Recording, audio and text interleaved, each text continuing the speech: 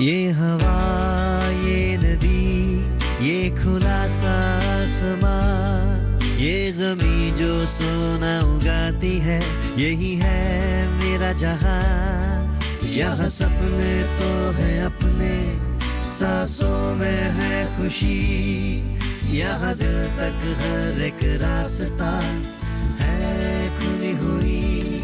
तू जो है ढूंढता फिर रहा, वो कहीं मिले ना मिले, यही मिलके हम सजाए वो सपनों का जहां। सपनों का ये जहां, सपनों का ये जहां, सपनों का ये जहां, सपनों का ये जहां।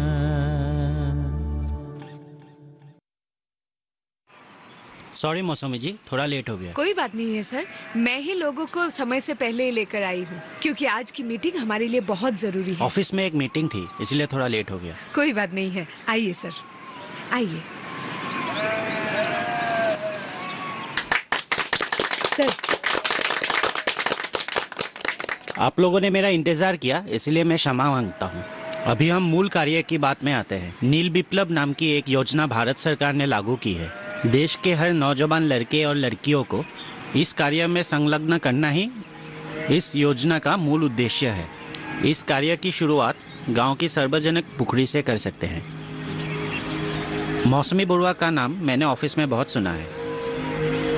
आप लोग मौसमी के साथ मिलके अपना कदम आगे बढ़ाइए। सर ने मेरे बारे में कुछ ज्यादा ही बोल दिया। हाँ, ये प्रोजेक्ट हमारे द्वारा ही किया गया है।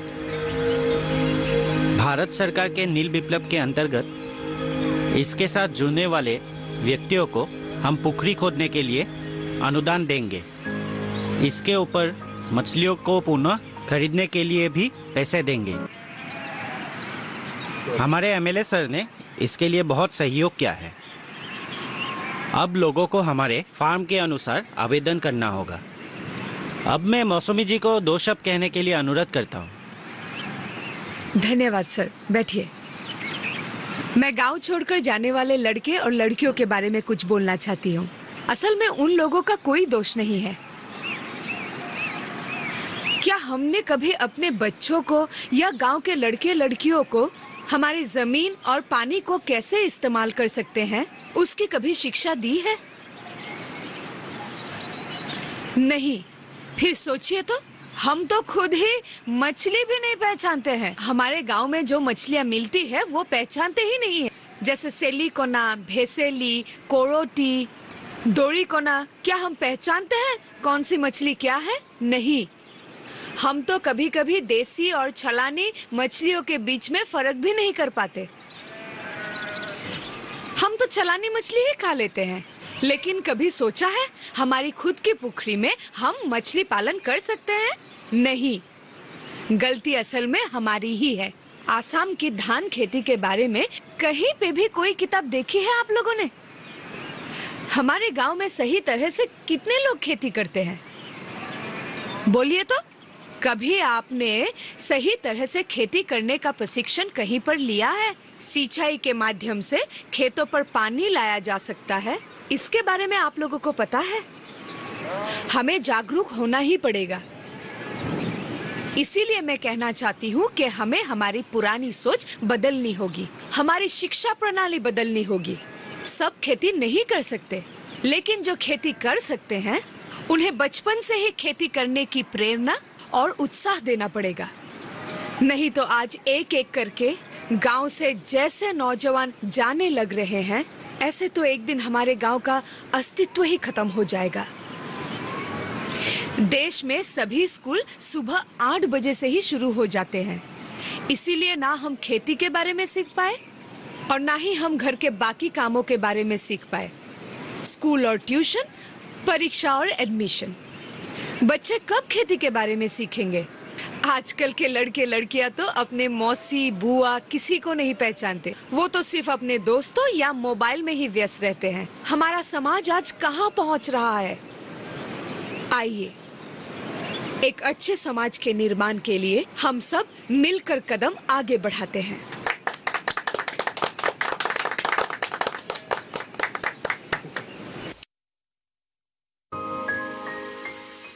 तुम गांव नहीं जाओगे बोलने से होगा क्या? अगर नयन नहीं है तो अच्छी बात है ना? तुम समझी नहीं। जमीन के कागजात में हम दोनों के नाम है, इसीलिए नयन का भी हस्ताक्षर चाहिए।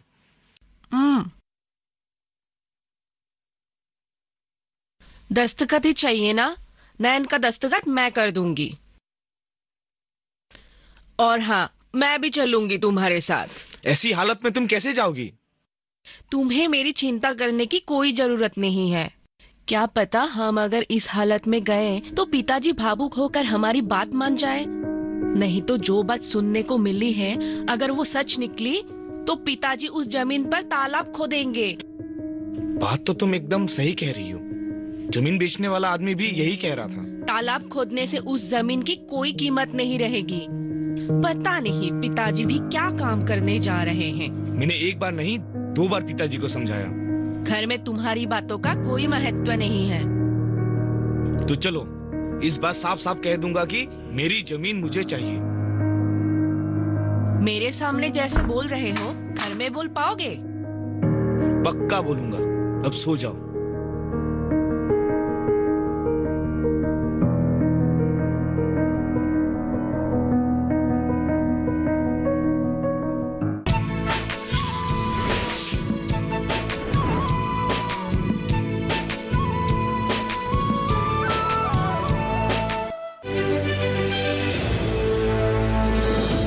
खुशहाल होंगे खेत,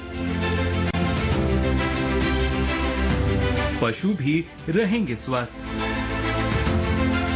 सरकारी स्कीम का होगा लाभ,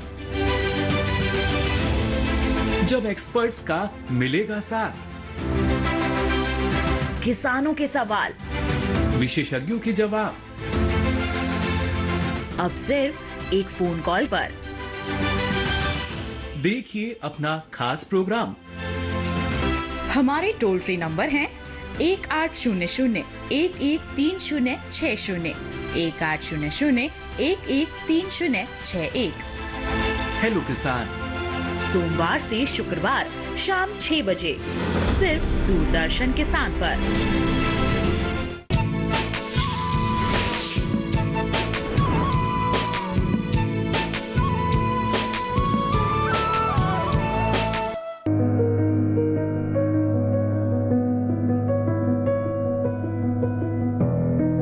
देखिए, ये कागज मैं अभी बड़े ऑफिस पहुंचाऊंगा।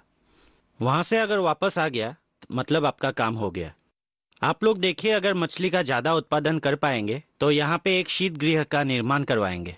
शीत गृह मतलब घर में कुछ खाने के चीजों को रखने के लिए जैसे फ्रिज होता है, वैसी ही एक जगह। मौसमी ने एकदम सही कहा है। उसका आकार थोड़ा बड़ा होता है, एक बड़े गोदाम घर जैसा। यहाँ उत्पादित मछलियों के साथ साथ आप सब्जियां भी रख सकते हैं। कम दाम में बेचने की कोई जरूरत नहीं। ये सब बातें हमें तो पता ही नहीं थी। ये है नए भारत की नई बातें। बहुत अच्छी बात है। कल एमएलए सर इसका उद्घाटन करेंगे।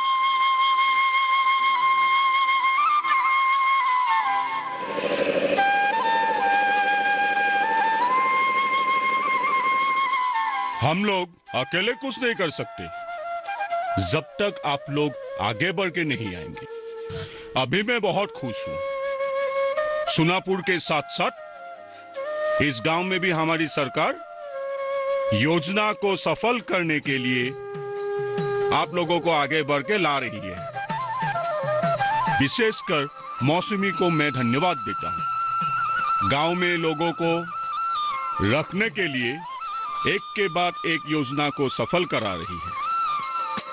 मैं ज्यादा कुछ नहीं कहूंगा। अब मैं इस योजना की अच्छी शुरुआत की घोषणा करता हूं।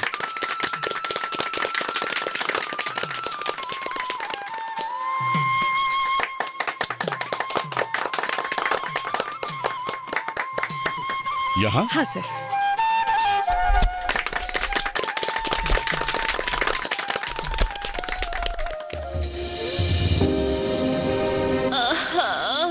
जया, क्या हुआ जया?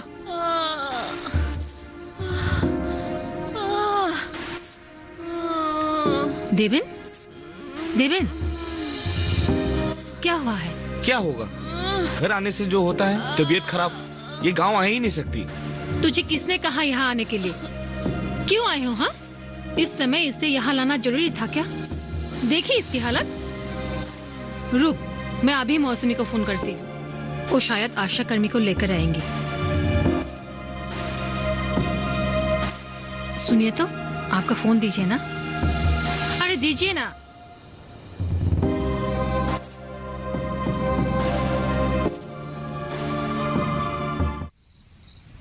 ये यहाँ क्यों आया है मुझे अच्छी तरह से पता है। मेरी सीधी सादी सरला को क्या पता। देवेन, देवेन, अरे क्या हुआ? अरे कंपाउंडर को बुलाऊं क्या? देवेन? नहीं नहीं, उसकी कोई जरूरत नहीं। सुन, तू जिस काम के लिए यहाँ आया है वो कभी नहीं होगा। मतलब? मैं सही कह रहा हूं। मैं मेरी जमीन में एक तालाब खुदवाऊंगा और उसमें से जो मुनाफा होगा दोनों बांट लेना। पानी पानी ही रहेगा। मैं सिर्फ उसमें कुछ मछलियां डालूंगा, बस हो जाएगा। और खेत पर जाते समय मैं बीच बीच में उन मछलियों को दाना खिलाऊंगा, जो दाना सरकार की तरफ से मुफ्त में मिलता है। लेकिन पिताजी,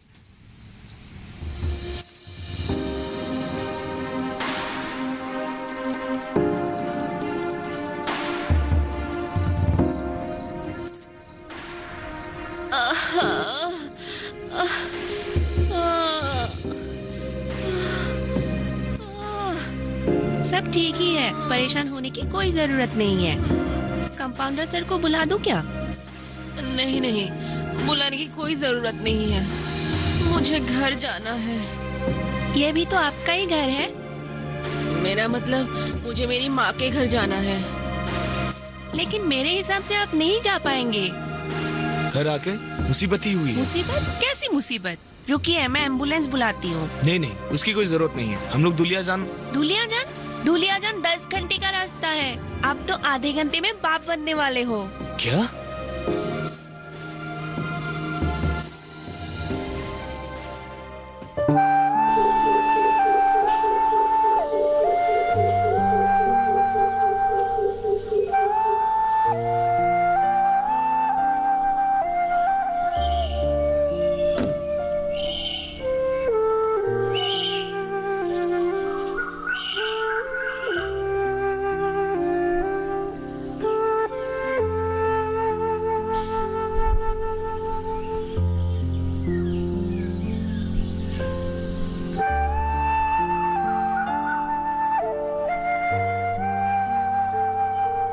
देखकर बहुत अच्छा लगा। एमएलए सर को भी आप लोग का काम बहुत अच्छा लगा। उन्होंने कहा है यहाँ पे मछलियों के खाद के लिए एक अलग से व्यवस्था किया जाएगा। अरे वाह, ये तो खुशखबरी है। अगर लोग इच्छा करेंगे तो यहाँ अलग से प्रशिक्षण भी दिया जाएगा। सर, प्रशिक्षण तो बहुत जरूरी है। प्रशिक्षण के बगैर काम करने से कोई फायदा नहीं है। प्रशिक्षण के लिए भी बहुत सारे आवेदन आए हैं। आप लोगों के गांव के रत्नेश्वर मंडल के छोटे बेटे ने भी भुवनेश्वर में प्रशिक्षण के लिए आवेदन किया है। नयन काकोती ने? हाँ, नयन काकोती। भुवनेश्वर में? हाँ, वो बेंगलोर से आके भुवनेश्वर के एक पुखरी का चौकीदारी कर रहा था। कुछ लड़के बोलते ज्यादा है पर कुछ काम के नहीं। नहीं, वो बहुत अच्छा लड़का है। कल बाहर से आते ही हम लोग के ऑफिस में आवेदन देने के लिए आया था।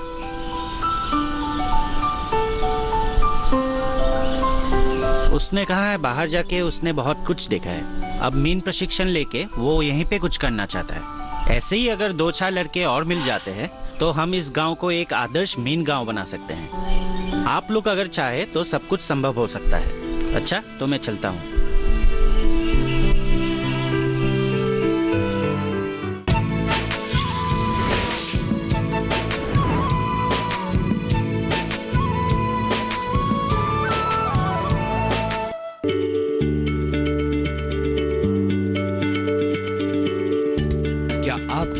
बीमारी से परेशान हैं, चाहते हैं डॉक्टर की सलाह, तो हम हैं आपके साथ, बताएंगे आपको जीने की राह। समस्याएं आपकी, समाधान देश के मशहूर विशेषज्ञों के। घर बैठे बात करें देश के जाने माने डॉक्टरों से। हमारे लाइव प्रोग्राम स्वस्थ किसान में हर शनिवार शाम 6 बजे से 7 बजे तक।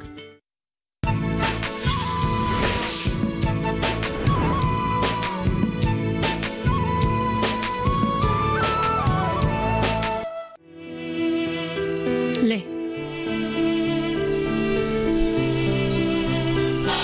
एक के बाद एक अच्छी खबर सुनने को मिली है। मैं दादी भी बन गई और तू वापस घर भी आ गया। मौसमी बहुत अच्छी लड़की है। जब जया की लड़की हुई, अस्पताल में उसने बहुत सहायता की थी। सच में लक्ष्मी की मूर्त है वो। देवेन, क्या बात है बेटा? जया की माँ को फोन किया था खबर देने के लिए। शायद लड़की की बात सुनकर उन्हें अच्छा नहीं लगा। मैं उन्हें समझाऊंगी, तू चिंता मत कर। जया की बेटी इस घर में पली बड़ी होंगी। चाची जी। अरे रूमी, आओ आओ। आपकी पोती कैसी है? बिल्कुल ठीक है, अभी सो रही है। अब तो कुछ महीनों में चलने फिरने भी लगेगी। हाँ वो तो है ही। मैं ये चेक देवेन जी को देने के लिए आई हूँ। चेक? देवेन आजा। हाँ माँ। सरकारी हॉस्पिटल में लड़की होने के कारण आपको सरकार ने ये चेक दिया है। बेटी के रूप में साक्षात लक्ष्मी आई है माँ। सच में धन्यवाद दीदी।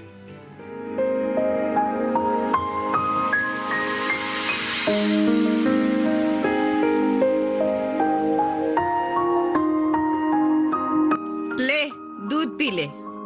लोगों के काम करते करते तू काली हो गई है।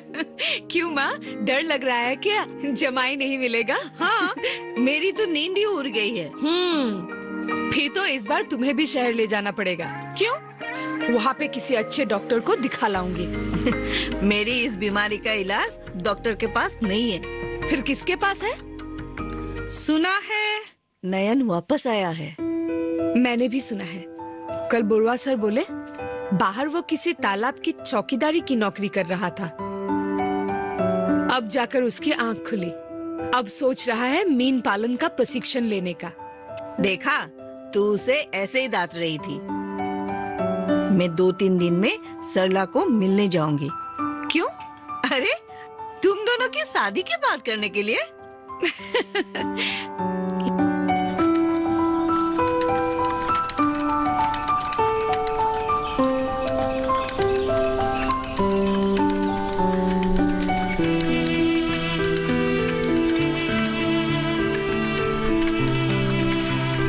चाची जी। अरे मालती, कहाँ से आ रही हो? घर पे बैठे बैठे बोर हो रही थी, इसलिए आ गई। नयन से मिली हो क्या? हाँ, रास्ते में मिला था। अब घर पे ही बैठी रहोगी या शादी भी करनी है? मैं तो दुल्हा मिलते ही शादी करूंगी, लेकिन अपने कद का मिलता ही नहीं है, सारे नाते। लेकिन सासी जी, आप कब बहू ला रही हो? अब तो नयन भी काम करने लगा है। एक लड़की नजर पे है, लेकिन आजकल के लड़के लड़कियों का कोई भरोसा नहीं है। किसके मन में क्या चल रहा है कोई पता नहीं चलता। अच्छा तू बैठ, मैं तेरे लिए चाय बना कर लाती हूँ। चाची जी, एक कप नहीं 2। मौसमी भी आ रही है नयन के साथ। सच? तब तो मैं पिठा भी खिलाऊंगी। तू बैठ।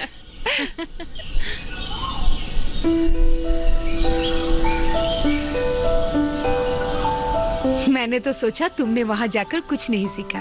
एक सच बात बताऊं? बताओ। मैं यहाँ से जीत के कारण ही गया था। जिद? किससे? तुमसे। चलो फिर, जिद करना अच्छी बात है। यही बात मुझे वहाँ जाकर पता चली। जब वहाँ जाके मुझे कुछ भी काम नहीं मिला, तो एक लड़के ने मुझे मछली के तालाब में चौकीदार का काम दिलवाया। हे भगवान, उस लड़के का बहुत बहुत धन्यवाद। तब मुझे पता चला हम कितना कुछ कर सकते हैं। सुबह का भूला अगर शाम को घर लौट आता है तो उसे भूला नहीं कहते। चलो, जो हुआ अच्छे के लिए ही हुआ। पर सुन, मैं एक गाड़ी लेने के बारे में सोच रहा हूँ। गाड़ी? क्यों? भैया को बहुत दुख होता है। भाभी का सपना भी पूरा नहीं हो पा रहा है। अगर घर में एक गाड़ी होगी तब सबके सपने पूरे हो जाएंगे और मैं यहाँ रखकर मछली का व्यापार करूंगा। गाड़ी में माल भी जाएगा और हम भी घूम पाएंगे। सुनकर अच्छा लगा। अच्छा सुनो, मेरी माँ तुम्हारे घर जाना चाहती है। क्यों? शादी की बात करने के लिए। उल्लू? मैं उल्लू नहीं हूँ। उल्लू हो, इसीलिए तो बात को नहीं समझे। गाड़ी लेने के बाद हम लोगों की जो तिनियली में जमीन है ना, उसमें गैरेज खोलेंगे। गैरेज? गैरेज में क्या करोगे? मैं कुछ नहीं करूंगा, भैया काम करेंगे। अच्छा। गांव में हर कोई उन्हें इंजीनियर बोलते हैं। सोचते हैं दुनिया में नौकरी करते हैं, लेकिन वह कुछ नहीं करते हैं। इसलिए गैरेज खोलेंगे और भैया गैरेज में काम करेंगे। बहुत बढ़िया। चले?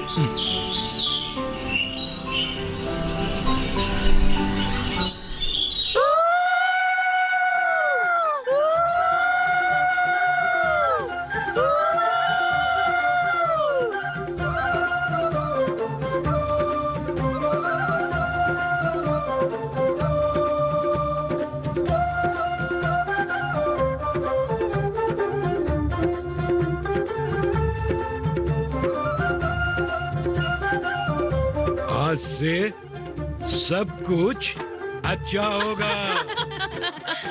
और हाँ, अगर कोई सुंदर लड़की गाड़ी लेकर आए तो ज्यादा नजदीक मत जाना। हाँ? क्या?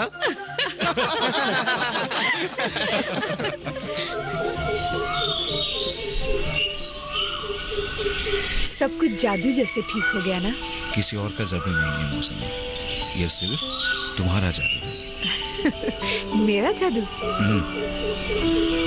जैसे बारिश होने पर सूखे पड़े खेत में भी रौनक आ जाती है, ठीक वैसे ही पूरा गांव, मेरा घर तुम्हारी वजह से वापस रोशन हो रहा है। तुम कब आओगे? यानी तुम्हारे घर वाले हमारे घर कब आएंगे? क्यों? शादी के लिए? रुको तो। अब इसमें रुकने वाली कौन सी बात है? इतनी उतावली क्यों हो रही हो? याद है कक्षा 9वीं में नाटक देखते हुए तुमने मुझे लाल स्याही से लिखी हुई चिट्ठी दी थी, जहाँ पर लिखा था मैं तुमसे प्यार करता हूँ, मैं तुम्हारे बिना जी नहीं सकता, तुम मेरी मधुबाला हो, तुम मेरे लिए आकाश के तारे हो, ये वो याद है? वो चिट्ठी देने के बाद मैंने और चिट्ठी दी थी, लेकिन वो सारी चिट्ठियाँ मेरे मन में घर कर गई। नहीं समझे? मैं तुमसे प्यार करती हूँ उल्लू, तुम्हारे बिना मैं नहीं जी सकती। मैं तुम्हारे साथ पूरी जिंदगी बिताना चाहती हूँ। अगर तुमने मुझे छोड़कर किसी और से शादी की, तब मैं हिमालय पर्वत चली जाऊंगी। तो मैं भी मर जाऊंगा। अगर मर भी गए तब भी मैं तुम्हारा पीछा नहीं छोड़ूंगी।